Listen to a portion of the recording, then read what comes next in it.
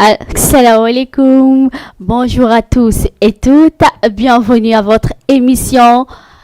Parlons-en sur Jama TV avec Queen Diallo. J'espère que vous allez bien. Moi, alhamdulillah, je vais très bien. Vous m'avez beaucoup manqué quand même, pour dire vrai. Mais aujourd'hui, on a un invité très, très spécial. Un invité, je peux dire que c'est mon coach, c'est mon maître, c'est mon patron, si on peut l'appeler comme ça. Donc, je vais d'abord le laisser se présenter avant d'entamer sur notre thème du jour. Très cher monsieur, bonjour. Oui, bonjour. Et je me présente, je suis Abdul Baldé, je suis né à Niar, Italie, et je suis en même temps encadreur au sein de ma commune de biscuiterie. Je suis aussi activiste,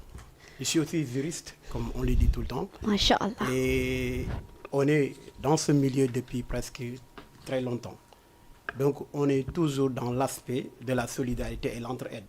Et ce qui nous a mené ici aujourd'hui de venir Diamant TV et de parler avec Aïssatou. Aujourd'hui, je peux dire que c'est une fierté pour moi. Un élève que j'ai encadré et il m'invite aujourd'hui. Et là, ça me fait plaisir d'être avec elle. Ah vraiment tey mën naa ne maa la gën a kontaan ndax dara gënul neex nga jàkkaarloo koo xam ne moo la formé. Je peux dire que c'est la première personne qui m'a tendu un micro pour que je puisse parler kon tey kii dama koy gërëm sant ko lii yëpp moom la nag Abdoul Baldé. Retenez bien son nom, ce sera écrit dans l'histoire inchallah. Suñu juriste bi activiste. Bon, aujourd'hui on a un thème particulier. Un thème qui va sûrement intéresser tout un chacun et que dont chacun d'entre nous est concerné. Nous allons parler des problèmes de caste dans les mariages. Et aujourd'hui d'abord, Abdoul Baldé, qu'est-ce que tu peux nous dire sur les castes? C'est quoi les castes exactement ici au Dakar? Au Sénégal en général, disons. Donc avant tout, je vais remercier d'abord mes parents parce que j'ai oublié même de le faire au début de l'émission. Parce que aujourd'hui, si je suis là, c'est grâce à mes parents parce qu'ils m'ont sollicité depuis que j'étais enfant et ils m'ont apporté tout. Et aujourd'hui, alhamdulillah, Dieu merci. Et je prie aussi que Dieu leur donne longue vie pour que je puisse exercer leurs vœux. Et je dis que, Inch'Allah, si Dieu le veut, on va les réaliser. Content naa bu baax tey li nga ma dalalee tey ci Jama TV et je vais m'exprimer en wolof pour permettre à certains d'entre nous de mieux comprendre l'émission parce qu'en parlant des castes, donc c'est quelque chose qu'on doit au moins étayer et faire des débats à travers des endroits pour conscientiser tout le monde que caste yi tey damay kontaan di ci waxtaan. boo déggee dañ naan kii géwal la kii géer la kii tëgg la géwal xam nga lan mooy géwal Aïssatou. ay géwal mooy tey ki ñu géwal ki nga xam ne dañ ko géwal jox ko micro muy wax comme tey nga géwal ma jox ma micro may wax kooku tey roi bi. wala tey boo xam fu mu mun a yegg géwél bi moo ko fay yeggale loolu mooy kon tey géwél bi su ma juumul moom la ñuy naan le griot en français pour ñi déggut olof.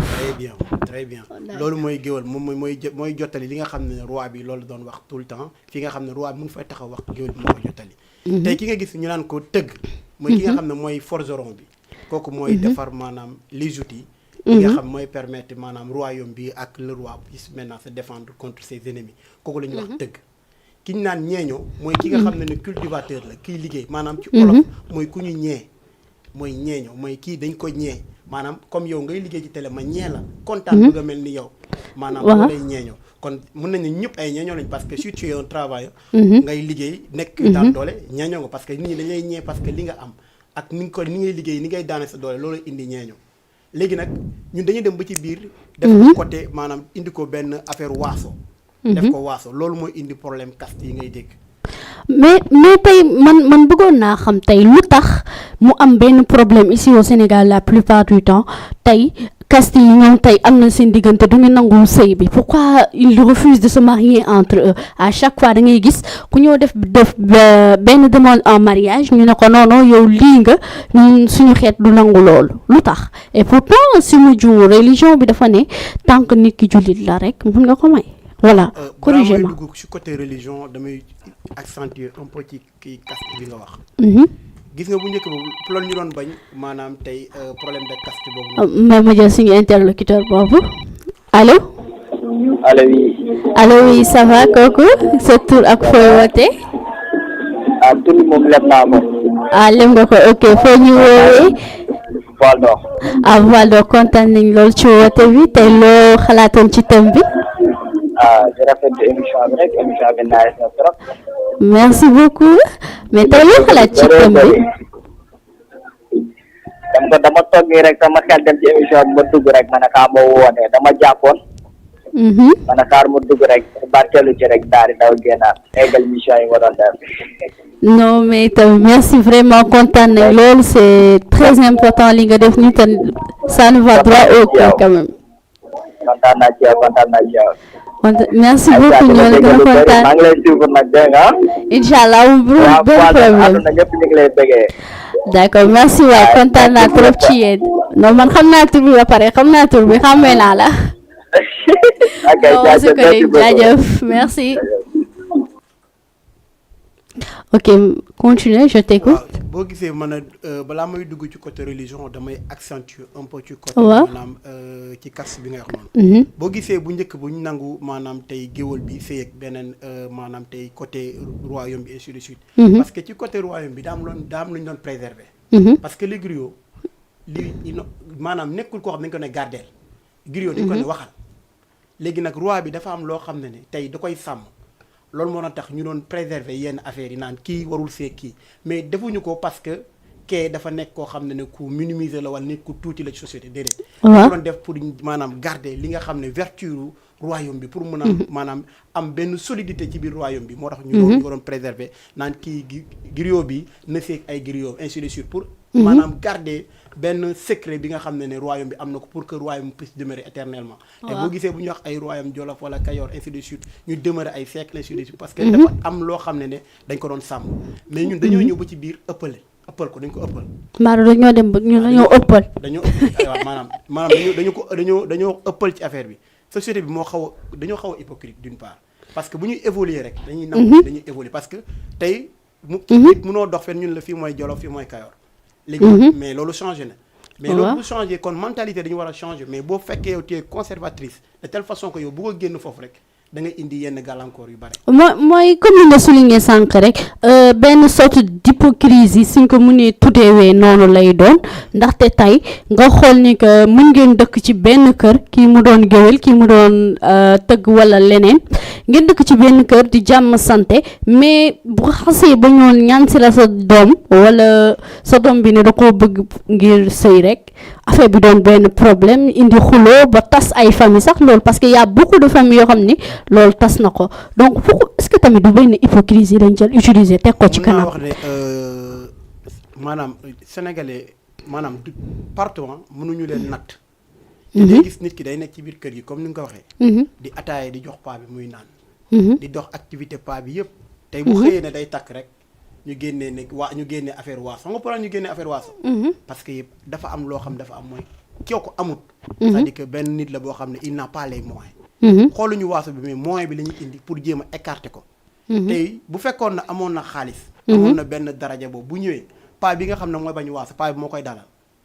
mais ñàkk tey moo tax ñeen ñi naan non sama doom du seeg diw sama doom du seeg diw mais y a des exemples patents dans notre société. te on peut les citer te ñooñu ay références lañ. tey bu ñu ne Wally Seck géwël la. loolu dëgg la. loolu kenn du ko weddi tey mi ngi seeg benn sërif benn sëtu sërif. loolu tam dëgg la ana problème bi foofu amul problème mais le problème en est que si tu n'as pas les moyens bah tu as tous les problèmes du monde. donc si on comprend très bien kon tey instant société bi fu ñu toll mooy yow daal boo amee alal ku la neex mën nga koo takk mais tant que amoo yow là on pourra juger sa caste bi nga bokk wala sa couleur de peau parce que damay gis yenn Sénégalais dañuy marié ak tubaab nga xamante ne mënuma laa wax xeet bi lañ bokk parce que man xaw ma ban xeet lañ bokk mais da ngay gis koo xam te ne day jóge il suffit que ñu ne Europe la jóge tubaab la ils préfèrent 1000 fois parfois may ko seen doom que ki dëkk ci kër gi nekk ci beneen caste bi dañuy ne noonu mais lu tax loolu tamit pour la. gis nga tubaab bi ngay wax noonu exemple bi nga cité sax dafa nekk exemple pertinent parce que tubaab bi dañ koy indi bu ñu ñëwee fii. paa bi nga lan lay wax. na tuub rek paa bi nga lu muy wax. na tuub lislaam dafa ne bu tuubee rek ñu may ko. léegi paa bi doo dégg mukk mu ne la kii ban xeet la bokk wala ban kii la bokk naan na tuub rek bu tuubee rek mu ñu may ko sama doom man daal sama doom jullit laa koy may léegi foofu arrangé nañ leen indi nañ l'islam maanaam saa yu leen arrangé rek l'islam la ñuy indi dañuy génnee caste mais su leen arrangé wul dañuy jël l'islam teg ko fële indi affaire de caste kii géer la kii géwal la te l'islam waxu ko benn yoon parce que l'islam dafa ne tey ki la gën mooy ki la gën a maanaam da gën a ragal yàlla ki la gën tey mooy ki nga xam ne tey mooy wax maanaam lépp li nga xam ne yàlla santaane ne ko ci nekk kooku mooy ki gën nit bu gën mooy ki nga xam ne dafa ragal yàlla ki gën mooy ki nga xam ne tey day dimbal nit ki gën mooy ki nga xam ne day dox maanaam ci activité nit ñi ki gën mooy ki nga xam ne amal na nit ñi njëriñ kooku mooy ki gën mais tey nit ñi jiitaluñu religion bi côté boobu parce que tey da ngay gis koo xam ne bu de xasee ba mariage am ci diggante bi pour malgré problème yëpp xas na ba mariage am ci diggante bi mais tey bu sëysee ba dugg ci kër gi dañ koy def ba dañ koy écarter au fait dañ koy écarter bu naree laal dara ñu ne diw mii de man duma laal ndax maa ngi moom suñuy xeet bokk dañuy écarter tellement yow tu te sens comme si que yow xeet bi nga bokk c'est quelque chose de maudit wala lu baaxul la wala leneen te fekk ni vous êtes tous non seulement même ethnie ngeen même religion lépp yéen a ko bokk mais léeg-léeg da ngay dugg benn kër dañ leen ne kii lu muy togg duñ ko lekk ndax bokk ñoo moom xeet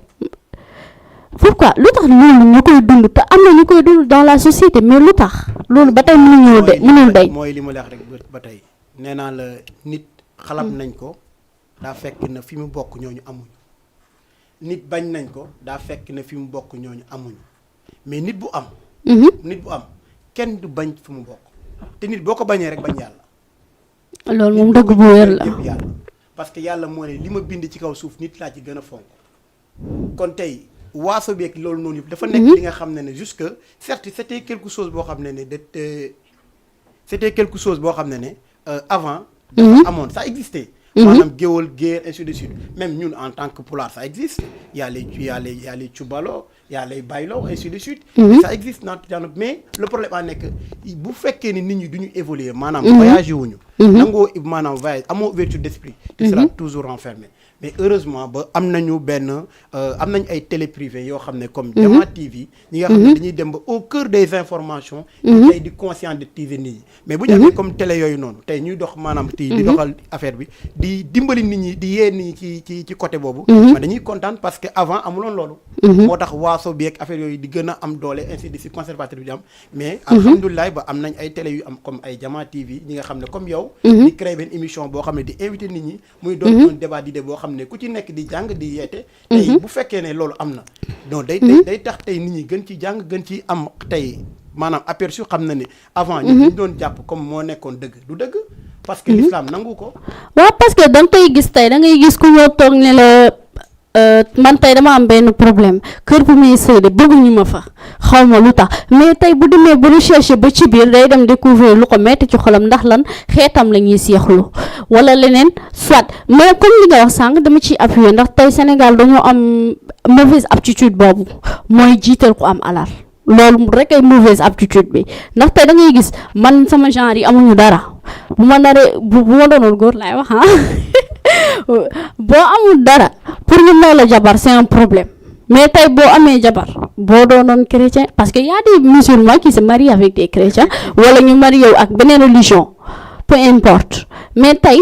pour lu tax léegi yow ñun ñaa ñëpp mën ngeen doon jullit boo ko xeet mais mënuñoo accepter loolu et pourtant amul benn base binduwul fenn ni kii comme tey ñeeño la wala te lu koy waxee ñeneen tëgg la wala leneen waroo leen takkante non c'est pas normal en fait faut pas ñu renfermer ku nekk ne ndax bu géwél takkee géwél kese après affaire bi dudul évoluer il faut ñuy nangu di takkante suñu biir mais loolu man xama mënaguma comprendre loolu parce que man tey mënuma accepter loolu ndax man tey bu ma yoroon sama doom war ko may du ma xool ni kii ngee ngela wala diini la lu il suffit que nga doon benn musulman rek wala mais léegi soit da nga war a am xaalis wala nga jóge extérieur ce sont les conditions surtout jóge extérieur bi yow même bu fekkoon da nga fay fobeere sax fobeere nga fa mais le fait que yow France nga jóge wala États-Unis ñëw nga Dakar rek da ngay gis dañ ngay xëccoo ngir may la say cousine wala leneen. ay solo dama am benn kii ma la gis nga ñooñu ñu naan géwal lañu wala waaso lañu. ci société bi ñoo fi gën a tekki xeet yooyu ñu naan ay géwal lañu wala waaso. ñooñu maanaam doom yooyu noonu ñuy bañ. seen yaay dañoo nangoo seeg seen papa ba jeex. tey boo leen xoolee ci société bi ñoo gën a tekki. ñoo ñi maanaam ñi ñuy xalaat tey ñoo gën a tekki. yàlla moo nangul ngay minimiser doomu aadama. loolu dëgg la. dama lay jox benn exemple bu ndaw gis nga dañuy sant yàlla ba ñu demee jàngi école. Parce que l'école nous a permis d'ouvrir les yeux, l'école nous a permis d'ouvrir aussi les portes. Parce que bu ñu toogee tey di waxtaan am xam ne li ñu jàppoon avant tey ay danger la c'est grâce à l'école.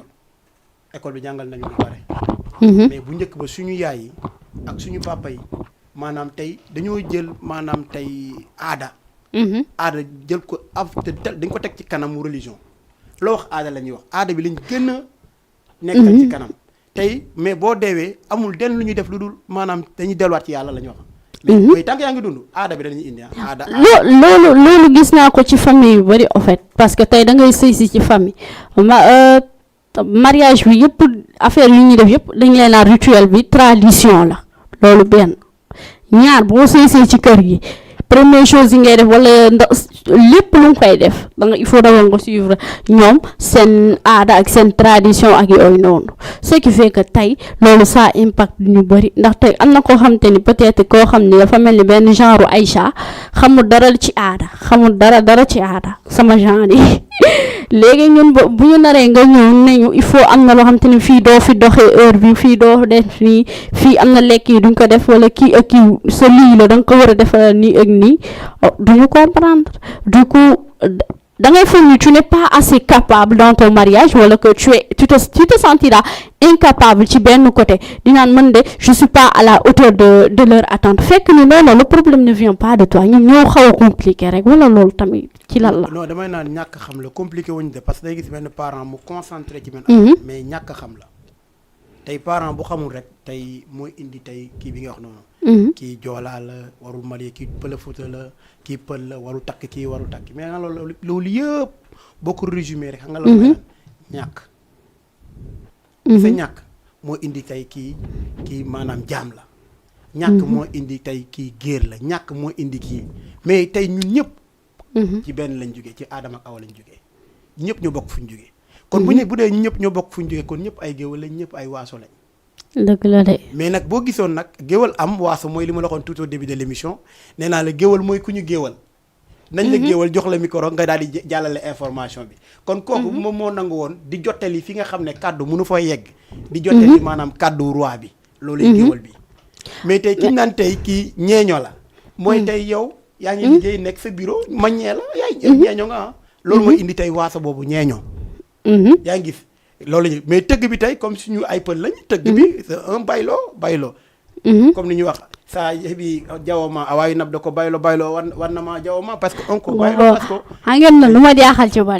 Balde man moo ma gën a dégg fël Balde ma gën a dégg olof Balde ma gën a moo Balde nii naa la man mii sax xamul parce que man pël bi sax xamoon luy bayloo mooy le bijoutier moom mooy ki nga xam ne moo ñuy defaral tey jaaro ainsi de suite moom la ñu bayloo man labba bi laa xam labba bi mooy lawbe voilà léegi nag nu mu amee lawbe nu mu amee gis nga dañ naan kii tëgg la kii géer la nu mu amee ci olof bi noonu la amee ci Haalpulaar bi waaw parce que ñun am nañu cubalo mooy ki nga xam ne mooy nappkat bi kooku boo ñëwee ci Haalpulaar kooku am na yenn ethnie yoo xam ne warul séyanteeg ñoom soo ñëwee encore tamit ci baylo bi am na ñoo xam ne warul séyanteeg ñoom am na fépp mais le problème en est que y a pas d'ouverture d'esprit nit ñi ñoo maanaam am manque d'information mais am na fépp maanaam tey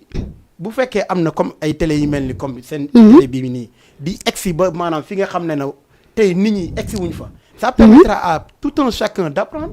mais li mu amee ci olof bi noonu la amee fépp mais bayloo bi tëgg bi yëpp c'est des êtres humains yoo xam ne yi yàlla bind te ñu gën a baax ci kaw suuf loolu dëgg la tey nga gis parfois tamit ku ñëw sëy si ci kër ñu ne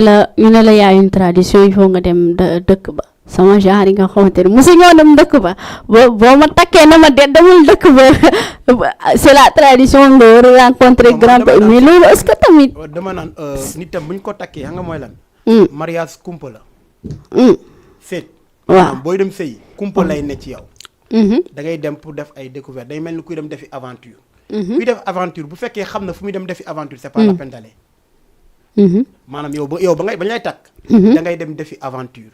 aventure bi ngay dem defi xamoo lan moo fay xew kon bu ñu lay takk ñun la nga dem maanaam tey Kolda wala nga dem Vélingara wala nga dem Matam ainsi de suite yow da nga dafa war a nekk benn fierté parce que yaa ngi génne yaa ngi quitté d'un point A pour aller dans un point B. te point B bi ngay dem xamoo loo fay fekk est-ce que yow bokkoo ci ñi nga xam ne ñoo war a conscientiser waa point B. si tu refuses d'aller là-bas tu sais pas. parce que lépp lu am rek y a pas effet sans cause. fépp fu ñu la xam fu ñu la demal rek parce que jigéen dama ne moom mooy yaay. tey jigéen bu fekkee dañ ko takk mu ne man du ma dem fii rek.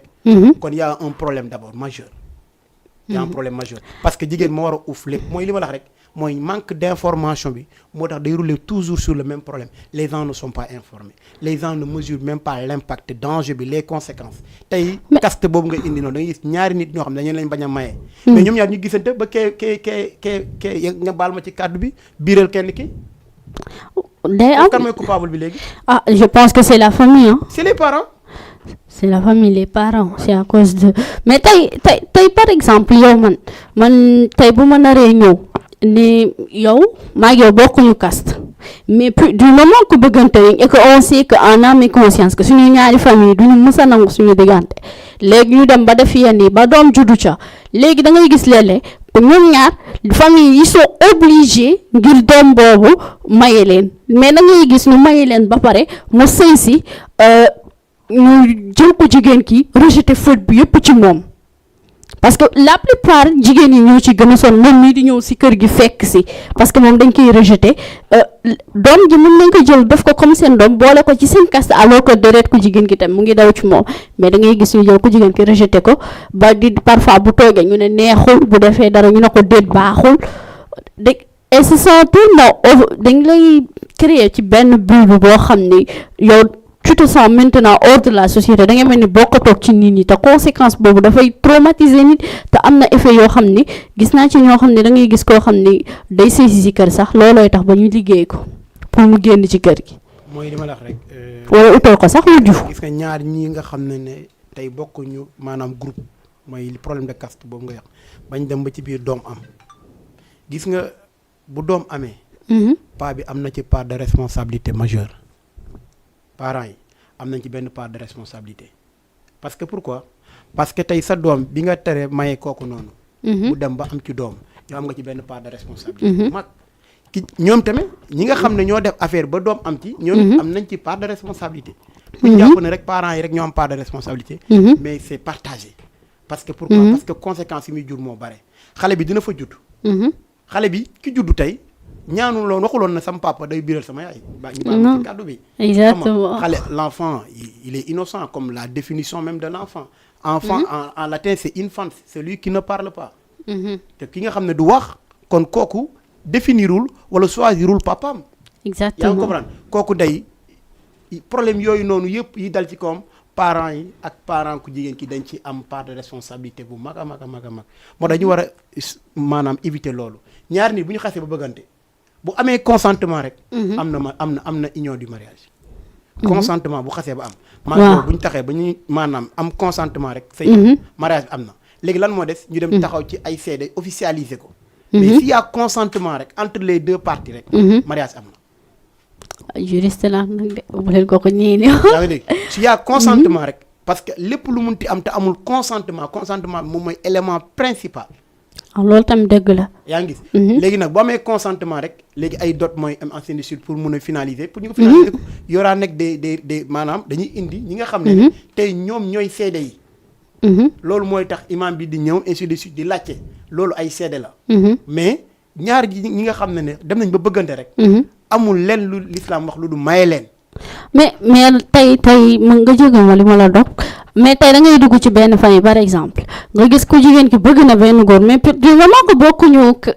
même caste bi wala bokkuñu xeet bi suñ bu dee noonu lañ ko mën a waxee mais ils sont obligés parfois ñu jël ko jigéen ki forcer ko obligatoirement mu takkanteeg benn cousin wam boo xam ni léeg-léeg bëgg ko xam ko sax ñu ko au fur et à mesure mën ngeen bëggante et pareil parfois tam mën na dal ku góor ki mu ne man diw laa bëgg famille bi ne ko non non ñun suñu xeet du dugg ci ñooñu jël may ko benn cousine wala benn rakk wala leneen genre benn ci membre ci famille bi te à chaque fois loolu day indi benn conséquence non seulement ñoom faute bi au fait ci kan la parce que man je pense que ñoom non seulement brisé na ñaari relation ñoom ñaar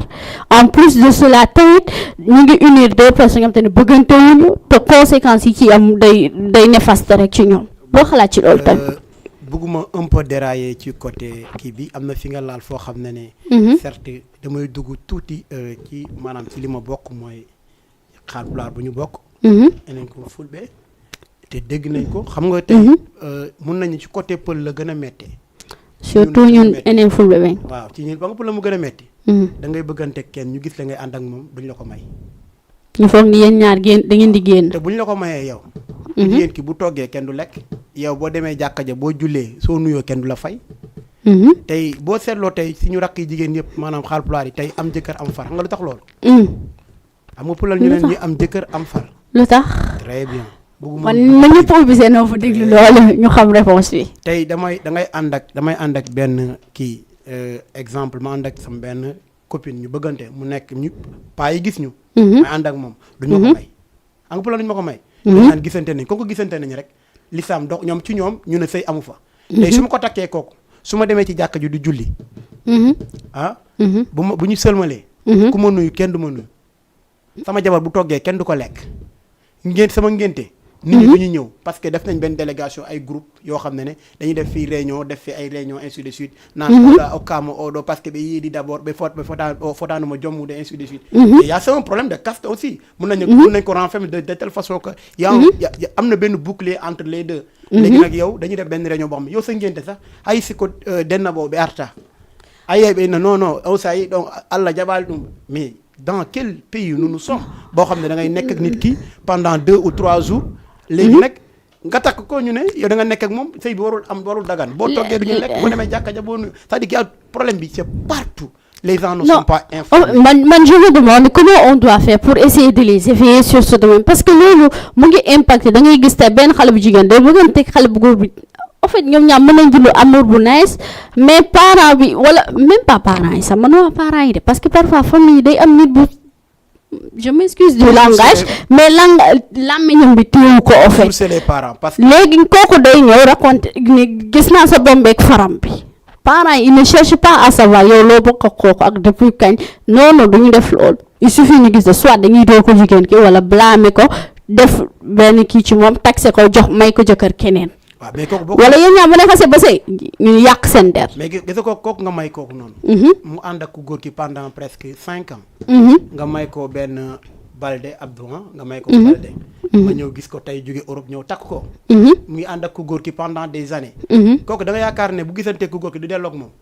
day delloog moom moo tax léegi moo tax mooy li ma la jox noonu bëgg moon un peu dérailler un peu dans maanaam suñu thème bi moo tax le plus souvent nga gis nit ki am jëkkër am far parce que faram boobu noonu dañoo nekkoon avant kee di ko takk yaa ngi comprendre moo tax c'est un problème boo xam ne c'est à nous maanaam ñun jeunesse bi ñun ñoo ko mën a xeex nu ñu koy xeexee mooy lan mooy comme li rek cette émission yi c'est des émissions yoo xam dañ ko war a def partout parce que dañu war a éveiller ñëpp tey am na ñoo xam ne dañ leen war a inviter comme da nga war a inviter benn imam mu toog fii benn parent d'élève toog fii wala benn kii toog fii ñu toog waxtaan ak ñoom parce que tey loolu ñuy xañ tey kii bi ñaar ñi tey du ñu génn mais ñoom ñaar duñu génn ci suuf te loolu gën a bon exactement bàkkaar boobu fu ñu koy waxee tey ñooñu boo leen maye woon tey nii amaana mun na waaw enfreindre tey problème yooyu noonu yëpp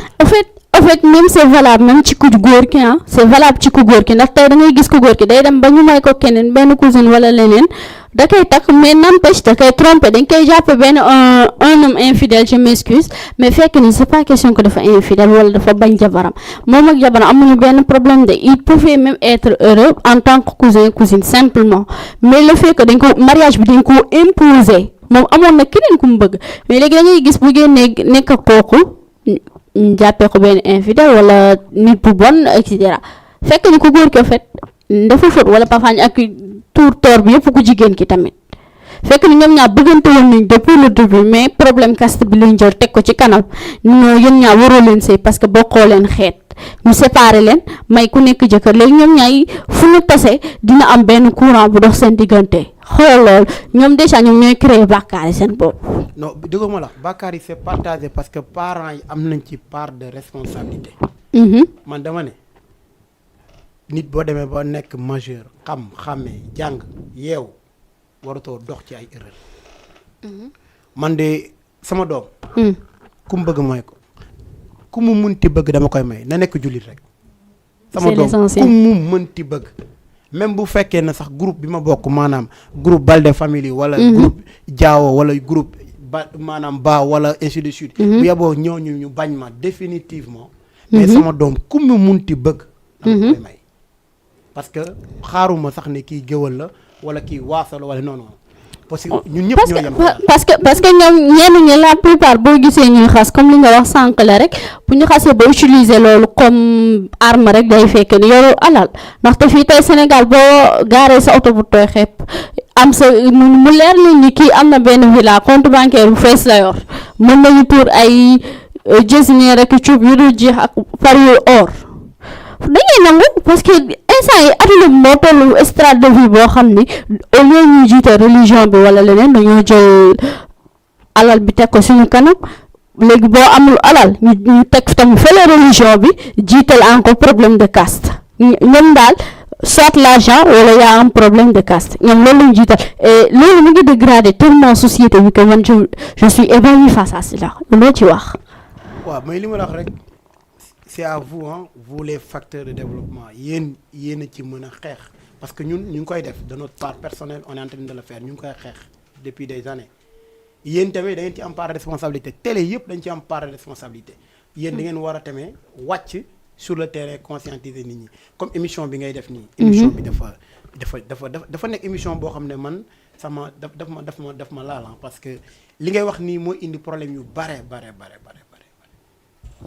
amoo rek dañuy xool ndax lan la peut-être bu ma ñëwoon seen kër ni war la takk tey. dañ naan ndaare ko est-ce que wanaa baylo est-ce que boo déggee ñu ne est-ce que wanaa baylo wanaa kii parce que yoruma benn comme ni nga ko waxee yoruma benn 4x4. wàccu ma ci kër gi. jox maire bi 10 000 ci buntu bi na maire am jëndal lii wala père jëndal lii. parce que bu xaalis amee rek on oublie tout même les chanteurs le disent l'argent peut tout faire. loolu la wala tey nga gis man j'ai vu dans une série ma seetaan ngay gis y a des couples yoo xam ni ce qui se passe la plupart du temps dans la société koo xam ni da lay takk au début bu mu ñëwee lijjanti wuñu woon caste ban la bokk wala leneen mais le fait que au début bu mu ñëwee il avait beaucoup d'argent mu ngi émerger famille bi yëpp ku nekk mu jox la alal mais bu demee tey ba ñàkk amatul nga gis ñu commencé di génnee problème caste yooyu bul fàtte ni lii nga bu dee mënatoo yor delloo ñu yow ni ñun am nañ doomu tel diw lii la non bu lii la bokk mën nañ ko may suñu doom delloo ñu ce qui fait que ñun tey en fait mariage bi dañoo jàpp mariage comme un jeu wala benn facette boo xam ni chacun peut faire ce qu'il veut en fait.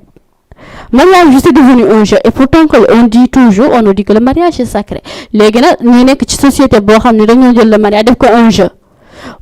ou bien nga ñëw benn âge nga gis koo xam ne day jàng mu ngi jàng il a une vie normale moom éveillé wu na xam na affaire caste yi ça ne sert à rien bëggante benn gaañ bi pareil moom tamit pareil il n'a pas ce problème de caste parce que moom tamit il est intellectuel xam nga comme ñoom ñaar seen diggante le courant va vite fait passer comprendre nga mais tey dañuy dem puisque ku góor ki wala ku jigéen ki ñëpp am nañ alal ku jigéen ki famille plutôt mën na fekk dafa am alal ku góor ki bu ñëwee siisi loolu duñu wax affaire caste bi foofu ay comment on dit caste duñ ko wax de dañu ne ku góor ki alal bi moo ko fi indi foofu duñu xool sax ni que ku góor ki ñeeña la wala lii la non dañuy naan kii alal moo ko indi si kii alal moo tax mu xool jigéen yëpp tànn kii ne kii lay takk te fekk ni léeg-léeg ñoom ñaar bëggante bi la mais non. mais gis nga à chaque fois boo gisee loolu dañuy ñëw di la jox exemple naan la gis nga diw kii la takk te war ko takk gis nga li alalam ñàkk na ko. diw li la def war ko woon def ci ñàkk na ko c'est-à-dire que à chaque fois ñu ngi lay woon benn exemple boo xam ne c'est banal. boo xoolee sax. dañ koy wax ci même œuvre yi sax dañu koy jàngal école chaque jour pour ne le ñun dañuy dugg ci benn affaire boo xam ne sans autant mesurer conséquences yi avant nag amoon na kenn du ko bañ problème caste bi amoon na problème avant c'était pas un problème parce que nit ñi voyagé wuñu mais léegi nit ñi dañuy voyager man maa ngi dëkk Kolda tey maa ngi fii Dakar léegi bu nit ñi di voyager mais xol yi day voyager te fu xol yi voyager fu ne xamante dafay am mais fu xamante am fu ne mais bëggante dafay am te fu bëggante am fu ne maye dafa war a am wala seytaane dugg seen biir ñaar yooyu rek a fi am léegi nag bu ñu deful lool rek chaque fois ñuy bañ a maye ñaari nit rek day am erreur bi mooy lan ñoom ñaar saa yu ñuy gisantee rek seytaane dugg seen biir te seytaane saa yu duggee seen biir rek jàppal na yow parent bi am nga ci part de responsabilité parce que ñaar nit yu bëggante mayoo leen bu fa doom amee ku doom bi judd waxul na dama bëgg naa sama papa ak sama yaay bu maanaam tey ñu am ma ci nii te loo xam ne ci yàlla lu neexul yàlla c'est-à-dire que foog ñuy sóoraale loolu am na conséquences yu majeures yoo xam ne ci société bi parents yi ñoo ko indi parents yi man damay naan ñoom ñooy facteur de blocage ci foyer yëpp parents yi ñooy facteur de blocage foyer boo munti dem parents yi ñooy facteur de blocage soit mu nekk ci côté ki jigéen ki soit mu nekk ci côté ku góor ki mais parents yi ñooy facteur de blocage mais ñaar ñu bëggante ñooñu mën nañ nekk pendant presque des décennies et des décennies du ñu am problème mais nag ñaari côté yi rek ñooy problème il faudra que ñu essayer leen conscientiser comme toujours wax rek moom parce que waxtaan yaakaar naa ne day indi tey déggoo waxtaan dina indi diisoo waxtaan dina indi yeete te bu ñu waxtaanoo ak parents yi rek yeete du am diisoo du am caste bi loolu romb nañ ko parce que lan nit ñi yeewu nañ nit ñi ñu ngi voyager nit ñi ñu jógee dëkk ak dëkk te dëkk boo jógee dëkk ak dëkk rek xel génn na te xel fu mu génn rek lu mu gis rek ci loolu lay jàpp ñu sóoraale loolu bu baax bu ñu jëmee conserver naan kii joolaa la wala kii lii la dañu rouler toujours sur des erreurs et si on l'arrête pas bientôt ñun ñëpp ci même problème boobu la ñuy dund parce que sa problème mu xarit sa problème lay doon kon nag nañu arrêté loolu parce que mënoo dem tey ci armeer yi nga naan maa ngi ñaan yàlla na yàlla xaare ñi àjjana waaye géwal yeeg géer yi yàlla bokkoo leen sama ñaan nga loolu doo ko gis wala nga dem hôpital sa doom feebar ñu war ko may deret nga ne bu leen may sama deret sama doom deretu géwal de bugg ko may leen ko deret bu ma bokk askan bi ma bokk est-ce que loolu dina am non mais est-ce que tamit da ngay dugg hôpital tey kii la war a recevoir médecin bi la war a consulter da nga naan médecin bi yow mi feebar da nga naan médecin bi yow ban xeet nga géwal nga ko bu ma consulter de est-ce que mais doo ko dégg dama ne nit booy bañ dara rek booy bañ dara da nga ko war a bañ ba mu leer mais bul bañ dara tey nga nekk ci beneen côté nga bu ko bëgg kon loolu c'est hypocrite d'une part mooy comme li ñu wax sànq rek c'est quelque chose boo xam ne dañ cee prioriser hypocrisie bi buñ ko mënee waxee noonu ndaxte comme ni nga ko waxee léegi tey mënoo dem ci hôpital ba def fa choix kan moo lay may deret mënoo dem tamit ci armée li di ñaanal xeet bi ne damay bàyyi xeet bi ndax bokkuma ci wala déet xeet bee rek laay ñaanal loolu non loolu amul fenn tey boobu te boo deewee sax ce qui facilite les choses pour thème bi gën a yow mooy ni que nit bu deewee tey benn religion du jiite ci kanam benn religion amul buy naan ñun nii la ñuy suuliwee wala ñun nii la ñuy julliwee wala côté bee lañ koy féewtee te mais pourtant kooku tey bu temps yi muy dund mën nañ ko ne loolu du sëy kii parce que bokkut ak kii te nit bi dee buñ koy julli tamit amul xeet bi kese moo koy julli non amul mais lu la tey bu xasee ba ñu ne mariage rek famille commencé di tàkk ñëpp tàkk ni déet bokkuma ak moom duma ànd ak moom léegi ça arrive même avec les amitiés parce que tey dañuy ñaari nit ñu xaritoo depuis temps xale ba ñuy commencé mais dañ leen di tere ñoom ñaar dañuy gis parents bi dinaa ñun bëgguma nga ànd ak doomu diw bëgguma nga ànd ak doomu diw ñoom ay lii lañ te ñun ay noble yi lañ bokk wala ñun géwél lañ bokk waruñoo ànd ak ñii ak ñii mais lu tax léegi même di xaritoo yi da ciy am problème parce que en fait à un moment donné tam mën nañ ne ok la mentalité a évolué nit ñi commencé nañ changer remarqué yenn am na yenn changement yu positif ci côté bi mais toujours loolu moo am na famille yoo xam te ñu ngi koy dund am na ay nit yuy dund loolu soit ils sont rejetés par seen caste bi ñu nekk wala leneen. waaw mais mooy li ma la wax rek tey ki gën ci àdduna mooy ki la gën a ragal yàlla. ki gën mooy ki la gën a ragal yàlla kookoo gën ci àdduna. gisee yëpp mooy li ma la wax yëpp ay détails la rek détail ba nga mooy lan mooy tey. kii bi ànd ak sama doom seet am na leneen li nga gis ci moom lu dul problème de caste soit da nga ne bëgguma ànd ak sama doom parce que yarin gi wala kii non moo tax nga devancer affaire de caste wala ci ñëw ñaan sa doom tey amut nga devancer affaire de caste tant que li ma la rek c'est-à-dire que loolu noonu yëpp ci ñàkk rek la ñàkk mooy indi loolu kon góor yi uti leen xaalis waaye uti leen xaalis nag ndax ñaata góor ngay gis ñuy dee ci Méditerranée ndax am alal rek mais tamit les parents il faut savoir que ça fait pas neexul ci xol tey même bu dul ci ku góor ki wala ku jigéen ki ngeen di rejeter neexul ci xolu parents yi nii ngeen di ñëw ba ci ñoom ne leen ñun mënuñu leen a may suñu doom ndax xeet mi ngeen bokk loolu en fait dafa rafetul dafa neexul ci xol tam ñu lay rejeter dans la société parce que lii nga wala lii nga parce que ndax tey ba boo xoolee dara booy ut sa doom buy jàngee ba pare buy ut liggéey damay commencer sax ci jàng ci buy jàng yow doo ko tànnal professeur doo ko tànnal ñan lay bokkal classe doo ko tànnaloo temps xale kan mooy doon xaritam tey yow école mën na fa am n'importe quel xarit boo xam ne bokk na ci n'importe quel kii nii caste mais tey bu heure say jotee wala xaritoo bu naree approfondir ngeen yàq lépp doo ko tànnal professeur doo ko tànnal camarade de classe te bu naree xëy liggéey na xam ngeen ni mosoo leen gis ku dugg entreprise ne man duma fi liggéey ndaxte xeet bi moomam lii déet amut tey surtout fu taux de chômage bi tool kenn lijjanteetul xeet kii xeet borom entreprise bi xeet bii la wala xeet bii non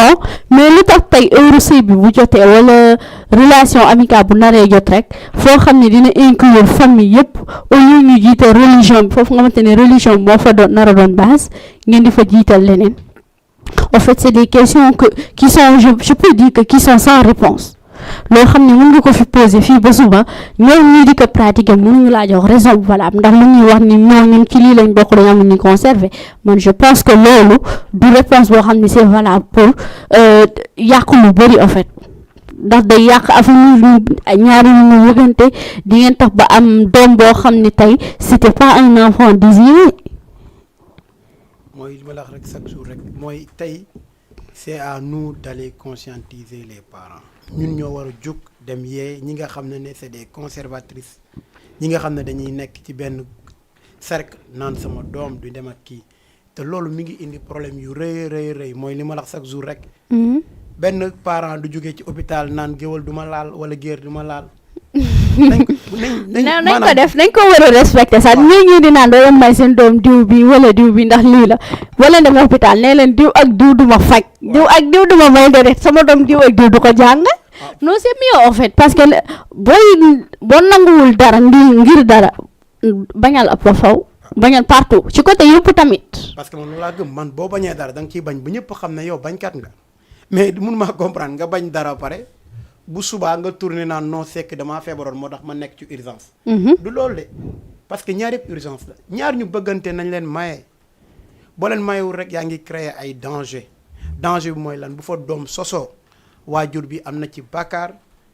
ñaari tamit am nañ ci bàkkaar c'est partagé. te boo seetloo li ma la wax nii de gisa géwalee géer yooyu ñuy xas ni ci société bu ñu nekk nii ñoo fi gën a tekki. ñoo fi gën a tekki kay. fii tey woykat yu bari kay léegi ay géwél lañ te mën naa ne ñoom sax ci woy bi ñoom ñoo ci gën a ëmba parce que ñoom mën nañ leen a ne ñun lii dañ koo doon te keneen ki mën nañoo fekk ni da koo commencé nii da koo jàng. kon du coup nañu moytu lu bare nañu moytu lu bare parce que y a des dégâts. Il y a des problèmes au sein des familles, il y a des problèmes partout parce que les gens refusent de donner leurs enfants à des gens qui ne sont pas même appartenance, même groupe. C'est des choses à éviter, c'est des choses à arrêter. Il faut bannir à cela. Parce que on est au XXIe siècle, l'ère où les gens devaient au moins s'entraider. Cheikh Ali Ndaw le disait tout le temps, n'est que jamono ñu toll nii nit ñi maanaam dañoo am nañ xam-xam bi am na maanaam fi ñu ko tourné maanaam moo ndaw am nañ xam-xam bu ñu war a dimbalee ñëpp mais ni ñu koy utiliser moo baaxul nee na adduna bi am nañ xam-xam mais ni ñu koy utiliser moo baaxul c'est-à-dire que tey am nga xam-xam bi nga xam ne ci lu baax mais tey am na benn jalousie bu nekk entre man ak yow ba yow doo may mën a jàppale comme tout à l'heure yaa ngi wax ci émission bi naan ma maa la njëkk a jox micro parce que dama gis benn ci talent ci yow xaaruma nit di ma ñëw naan ma jox ko micro non parce que dama ñëw balaa ñuy wàlliyaan si fële parce que école lañ nekk l'école c'est quoi on est là pour apprendre kon il faut au moins faire jaillir tout le monde ne ñëpp wax moo tax ñu jël jox la mais tey bu fekkee ni ñu ñëpp am nañ esprit de partage boobu esprit maanaam de communion boobu noonu mais problème de caste du am problème yooyu du am on va aller vers l'avant et ku ci nekk di nga mën dimbal sa morom te kenn du mere kenn mais le fait que maanaam ñàkk waxtaan bi ak ñàkk diisoo bi ñàkk gëm sa bopp bi loolu mooy indi tey problème yu bare affaire boobu dañ ko war a bannir bu ñu ko bannirul laax de d'ici presque des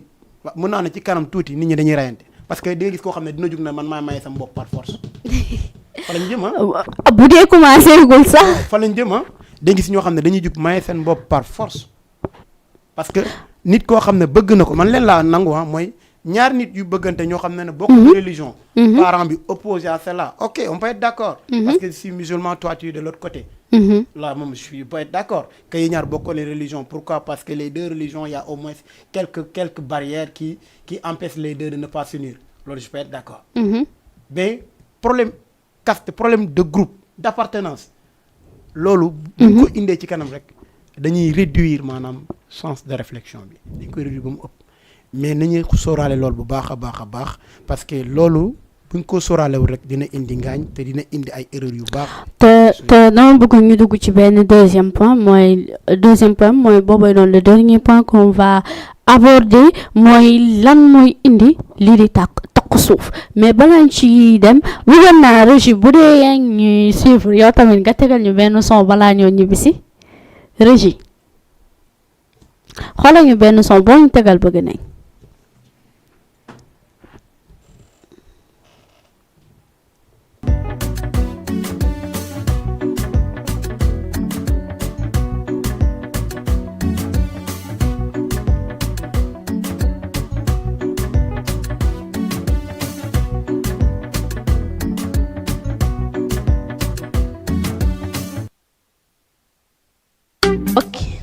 Ok, nous revoilà encore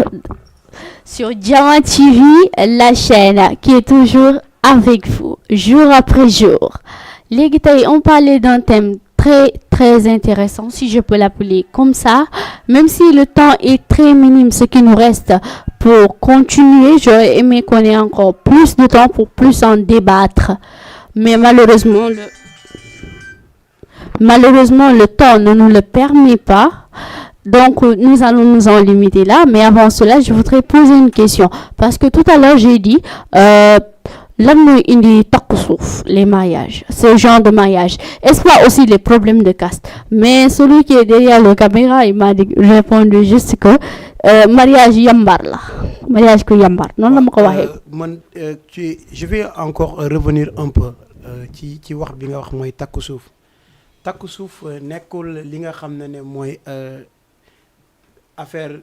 sa parents yi bañ la leen may ngeen takku suuf non takku suuf mooy ki am ñeenti jabar dem takk keneen ci suuf xam nga ñeenti jabar moom fa la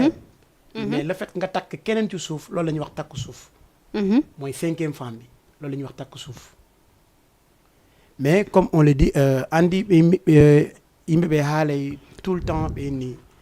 si yimɓe ɓe jooɗaaki ɓe wolde probléme o probléme mo wonɗa haalde o yahata par ce que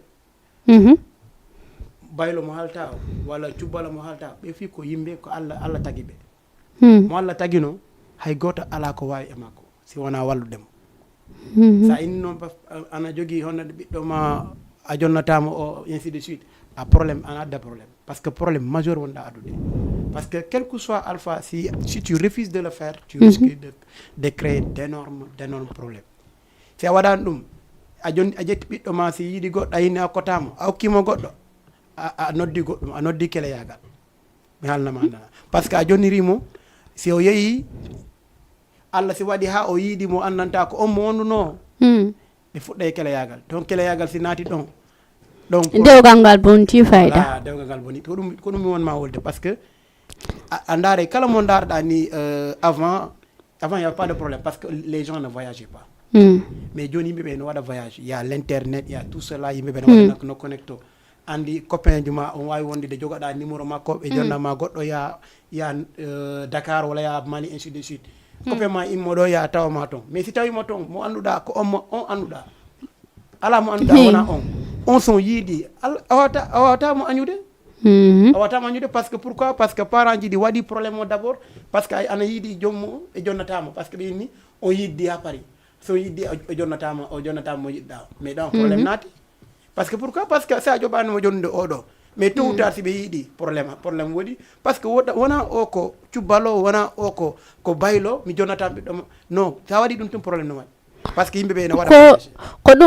ko ɗum addi hande hay enen fulɓe ɓen a innayi fayda kolo en tum mari on probléme mais hay enen fulɓe ɓen hiɗen mari on probléme ɗon hande par ce que hande ko piiji ɗiɗi ko si a ala jewde ɓe alama e okkude ma ɗum ko ɗon ɓe fuɗɗantoma innugol ko a ɗum ɗo minen komin ɗum ɗo en bokka en kafa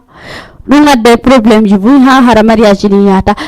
ndi jawdi ndi hikkine yeeso waɗi ha joni dewle ɗen ɗe ala sanso fe ɗe yetti dewle ɗen joni waɗi fijindaaru ko maro jawdi on ko wona e joni si yehi ha joni jawdi dillanni ɗe gettude okkitira kadi nokku ko jawdi woodi ɗum dewle ɗe no getta waɗa jeu le mariage est devenu un jeu de cartes c'est comme une course. Celui qui gagne, c'est celui qui a plus d'argent. Même si vous arrivez tous au même niveau, tant que celui qui a le plus d'argent, c'est lui toujours le gagnant. Donc le mariage est devenu une sorte de course à la chevalière. En fait, il ne veut même pas voir, mais il reste beaucoup de choses à revoir dans notre société. On a un vrai dilemme, un vrai problème sur ce côté-là. On met toujours la religion derrière la tradition devant, alors que la tradition devrait venir au second ou au dernier plan. Qu'est-ce que tu peux nous en dire?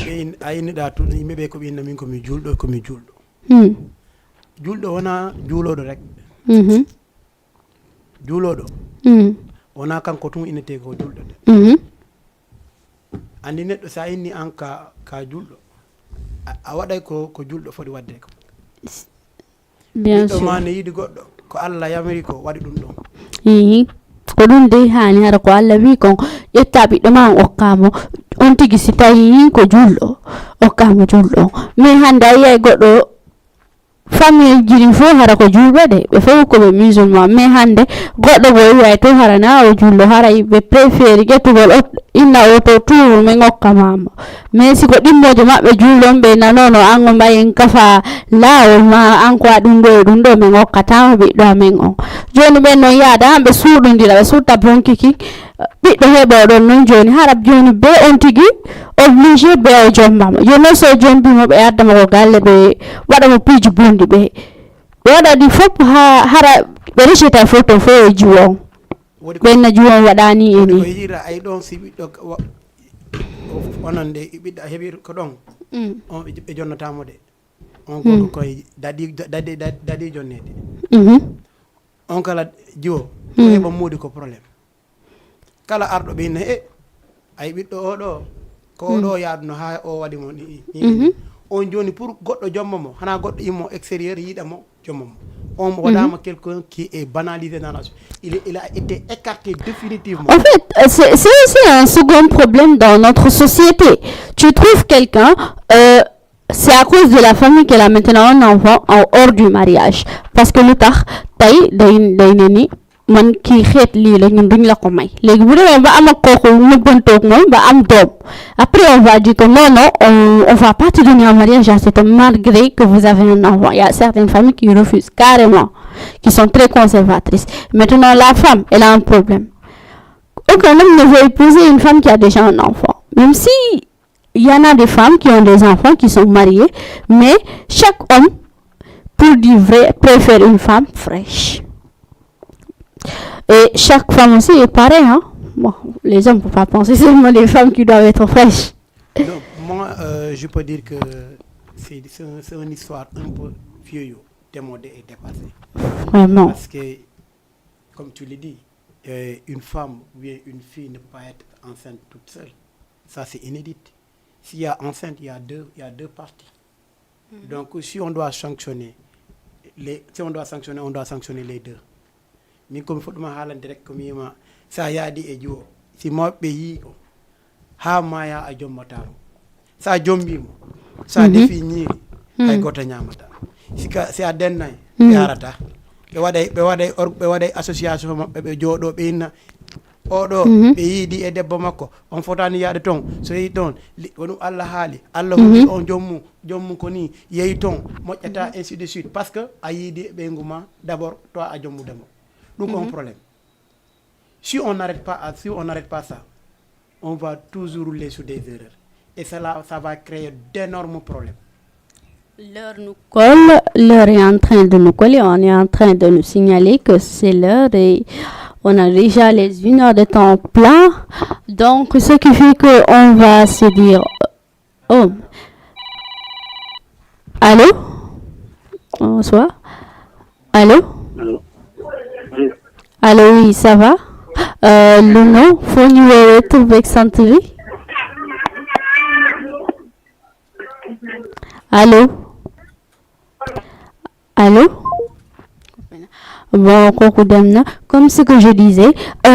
c'est très intéressant, on aurait voulu continuer, nous donne pour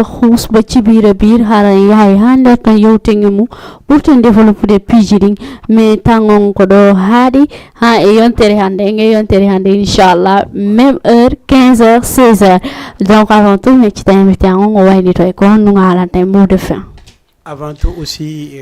d'abord, je vais remercier ma femme parce que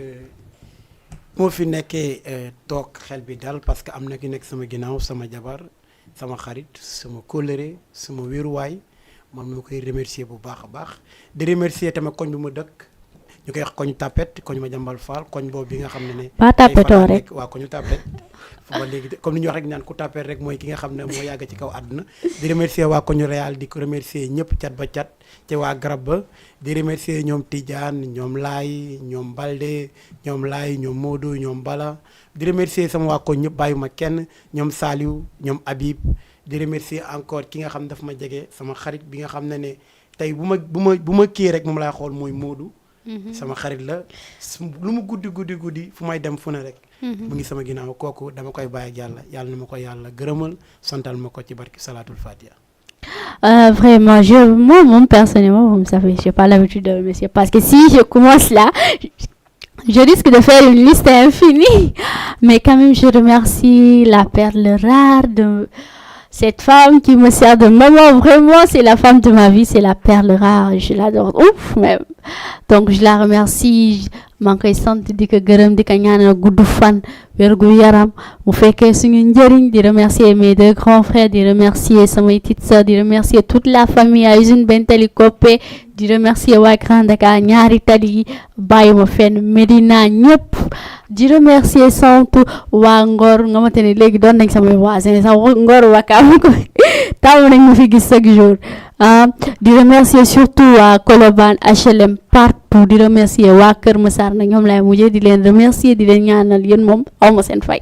samay beau frère yu laqale yi sama belle-sœur yeeg tout la famille belle maman et mon mari Inch'Allah je remercie tout le monde.